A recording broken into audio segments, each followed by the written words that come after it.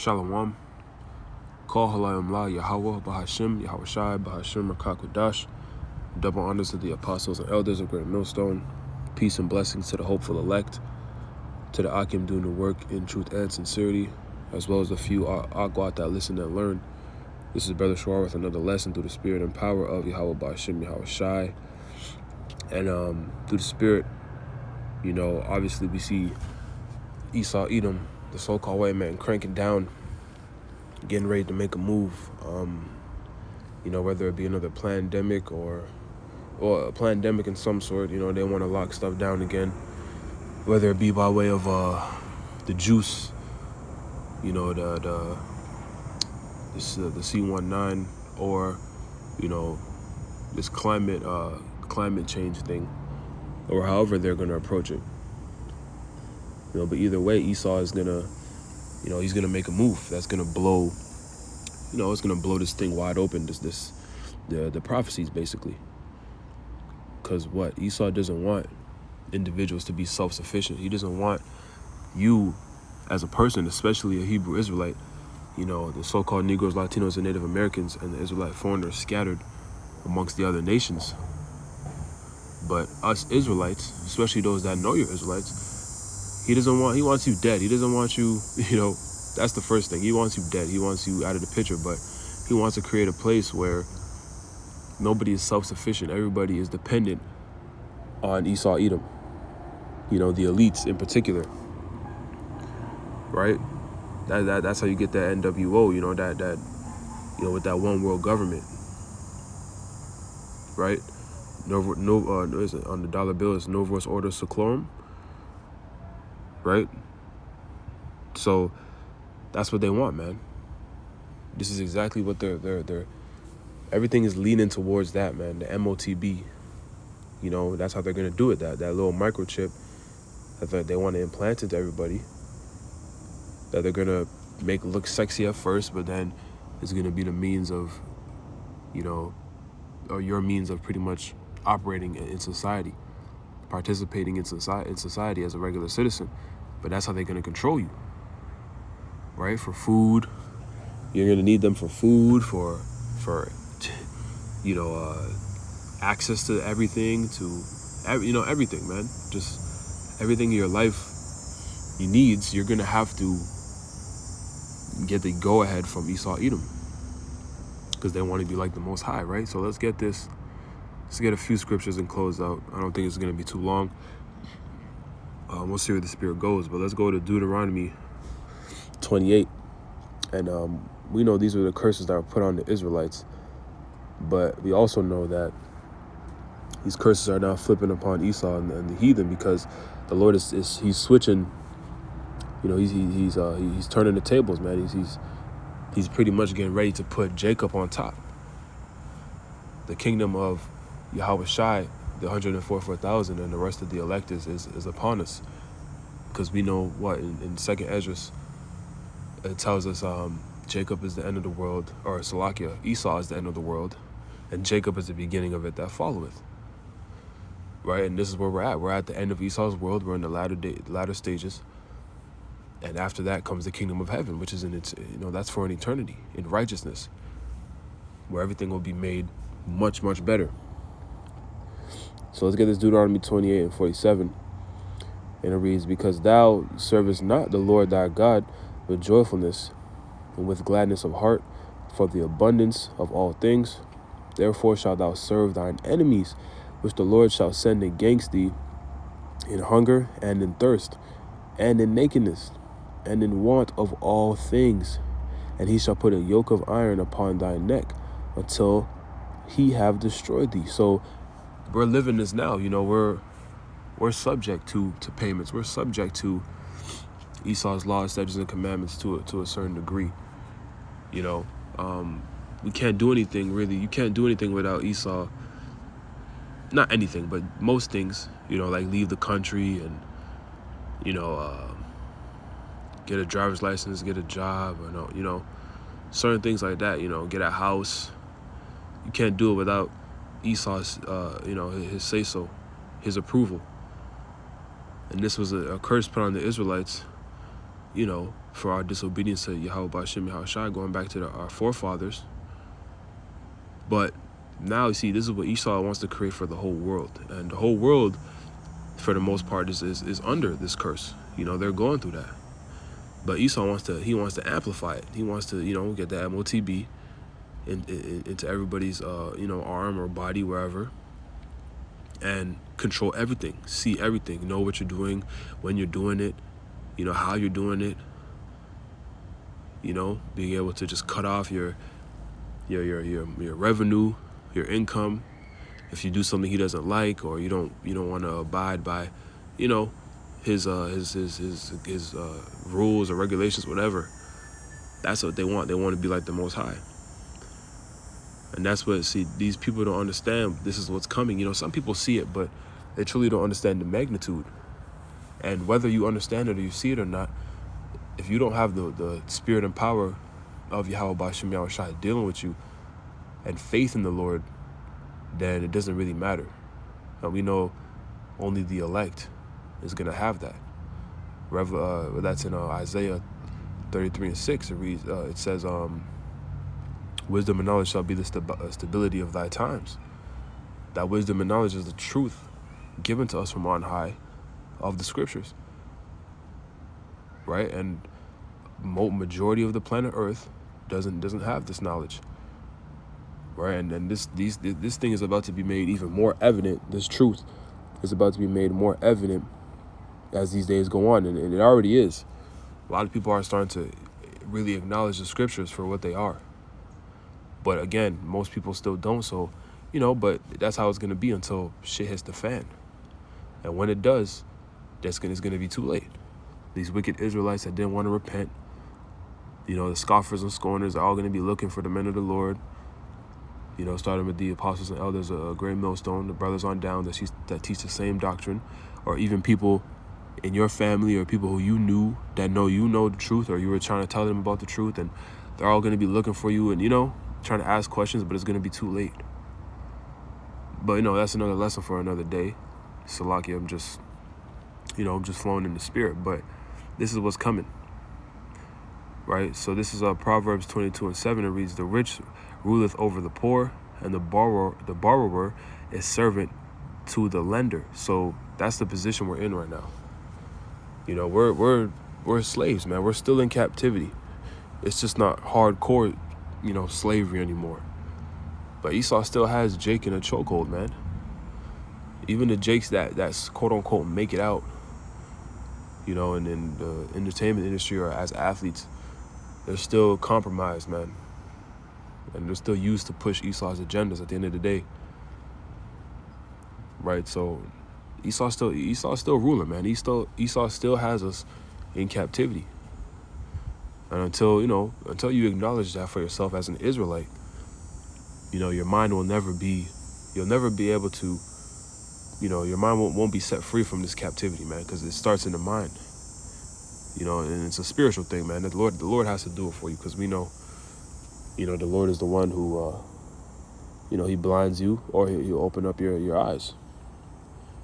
It tells us that in the book of Romans, that the 11th chapter, you know, that let's get a quick precept before I butcher. I remember it, but I want to read it.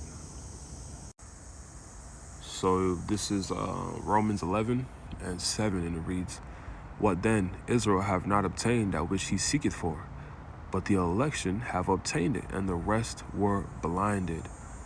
According as it is written, the Most High have given them a spirit of slumber, eyes that they should not see, and ears that they should not hear, unto this day. And David saith, let their table be made a snare, and a trap, and a stumbling block, and a recompense unto them, right? So the Most High is the one who is in control of those who wake up and who are blinded. So most people are going to be blinded. The elect is a small number out of the whole population of Israel, and of course the planet Earth. Right? So that's what it is, man. That's how the Lord set this thing up. So let's go to, I want to go to Revelation, because obviously the MOTB, you know, and see, these things are already here. You know, people, you know, these I don't want to say people, these other Israelite groups who have seemingly sold out. You know, they try to push that the microchip, the grain of rice isn't the MOTB. You know, like the CBDC. You know, none of that stuff has anything to do with the MOTB, and it's clear as day. You know, it's very, very clear. These devils, these Edomites, are making it very clear that that's what they want to do. You know, kill Gates. You know, he had a TED Talk not too long ago, a couple years back. Can't remember exactly when, and he can't find it now. It's hard to find. But he basically told on himself. He said, you know, with juices, you know, and other things, we can decrease the population to about, you know, such and such. You know, but this is what they want to do. And they're outright telling you now what they want to do. You know, they want to control carbon emission. You know, how much, basically everything you use. You know, everything you do, man. They want to be like the Most High. They want to control you in every aspect. You know, if they feel like you're driving too much, they could just, you know, shut the access to your car off, or something of the sort. So, but this is what's coming, and anybody who's telling you differently, you know, the Lord is not with them. They're leading you astray. You know, if you have any, it's really, at this point, it's common sense, man. That's how you know the Lord is involved. This is how you know the Lord is involved, because there's people who don't even believe in the scriptures who can put that together.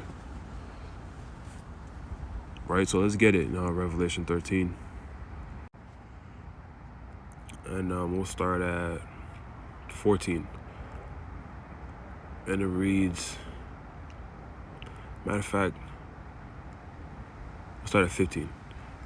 And he had power to give life unto the image of the beast, that the image of the beast should both speak and cause that as many would not worship the image of the beast should be killed. And that's the NWO.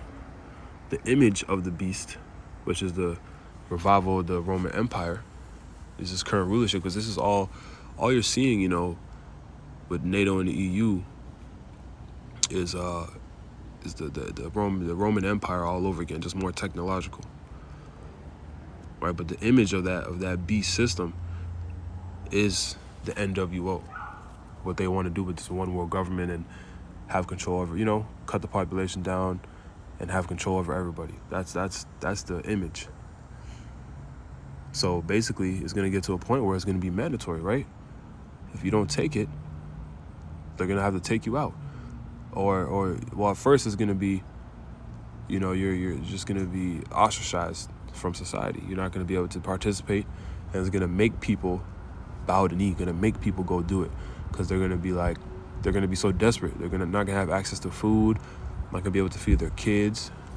People are going to be, you know, it tells us in the second address in the Apocrypha, you know, people are going to be invading one another, you know, just trying to survive, man. Breaking into your neighbors' houses, stealing food, killing people for food, you know, dog eat dog world, man, like the Purge, but with a purpose.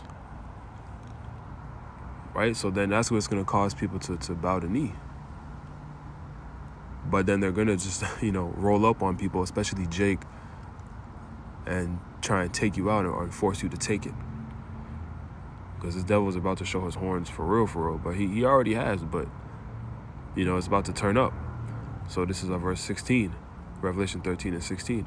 And he causeth all, both small and great, rich and poor, free and bond, to receive a charagma in their right hand or in their foreheads. And the word there, you know, they clip videos and stuff sometimes. So the word there for M-A-R-K in the Greek is charagma.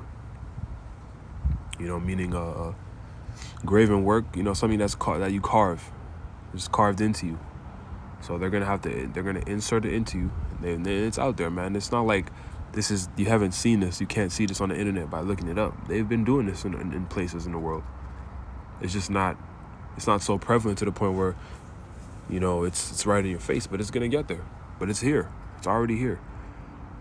Verse 17, and that no man might buy or sell, save that he had the charagma, or the name of the beast, or the number of his name. Here is wisdom. Let him that have understanding count the number of the beast, for it is the number of a man, and his number is 666. That's 666. A score is 20.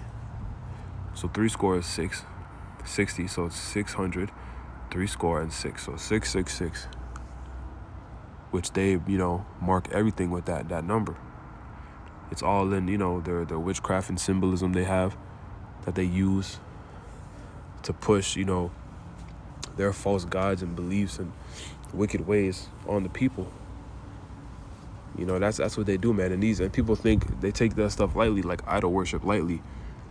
But they don't understand that it comes with certain behaviors that lead to basically degeneracy and, just an unfruitful society. That's really the point. Right? In the ways of Yahweh Shemiah Shai is really the only way to go. And that's not only is it the best way, not only is it the only way, it's the best way.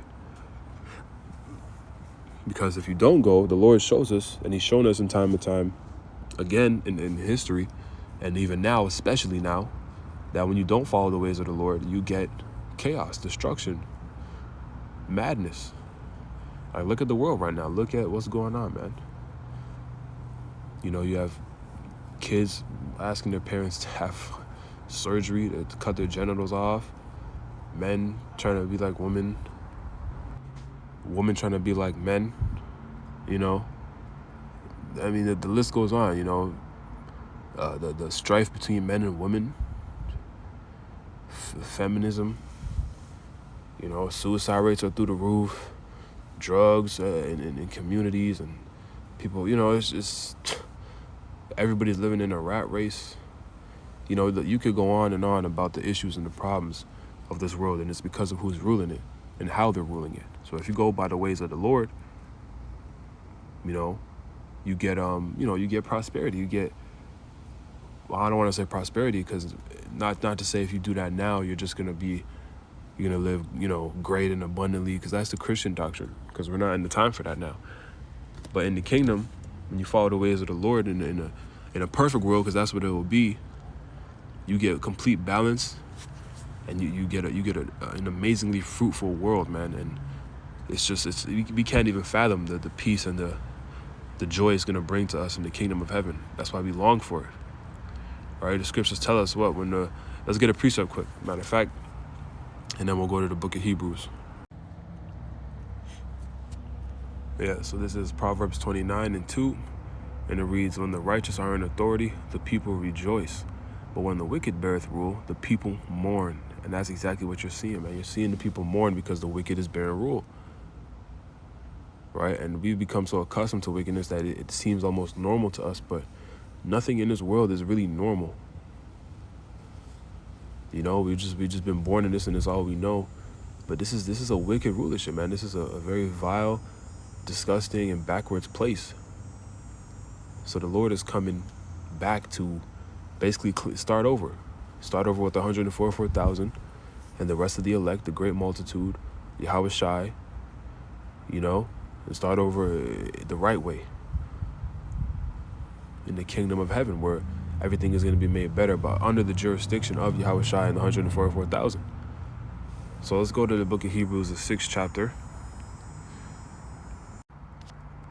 and the 10th verse. And this is, for us, those of us in the truth, man, that believe, the brothers and the few sisters, we gotta endure unto the end, stay faithful and true, because we understand what's coming, man. We understand what we're a part of, and Lord willing, the Lord keeps the spirit on us to endure unto the end, and he protects us and guides us to those chariots and delivers us from the evil that's coming.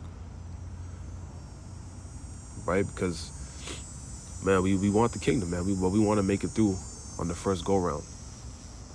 Right? So this is Hebrews 6:10, and it reads, "For the Most High is not unrighteous to forget your work and labor of love, which ye have shewed toward his name, and that ye have ministered to the saints who are the Israelites, and do minister. And we desire that every one of you do shew the same diligence to the full assurance of hope unto the end, that ye be not slothful, but followers of them who through faith and patience inherit the promises. And that's the hopeful elect, right? That's what we want, man. So give diligence to the Lord, man. Wherever your lot may be, whatever portion the Lord has given you, you know, whether it be apostle, teacher, you know, supporter, you know, or helper, whatever, you know, whatever the case may be, man. You know, even as a woman, you know, for the few sisters, you know, be the best woman you could be to your husband if you don't have one. You know, stay down and just follow the Lord, man. The Lord will guide you. Stay down until he'll find you one, find you a husband. But that's what we got to do, man. That's our job in this thing. Even though the Lord is in control, that's our job in this thing. So, Lord willing, this is edifying, man. You know, Esau, this is what Esau wants, and he's gonna try and do it. He's gonna get somewhat close. But if you know the prophecies and you know you have that wisdom and knowledge and understanding, you'll know that he's not gonna win. The Lord is gonna prevail always, because this is his story. So trust in Yahweh B'Shem Yahushai, you know. That's all we got. And the Lord got us for sure. He's proven it time and time again. So I'm going to close out and give all praises, honor, and glory to Yahweh B'Shem Yahushai B'Hashem Rakakwadash. Double honors to the apostles and elders of Great Millstone. Shalom, Kwam Yasharala, and the Bible Ball.